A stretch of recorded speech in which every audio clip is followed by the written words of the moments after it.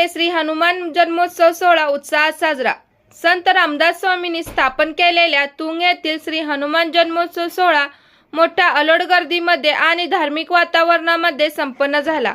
या निमित्ताने पहाटे पूजा अर्चा भजन कीर्तनाच्या धार्मिक वातावरणात जन्मोत्सव सोहळा संपन्न झाला।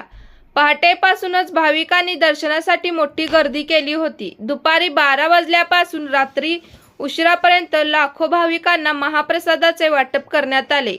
भाविकांना सुलभ दर्शन व्हावे म्हणून हनुमान मंदिर ट्रस्टच्या वतीने या जन्मोत्सव सोहळ्याचे नेटके आणि चोख संयोजन केले होते।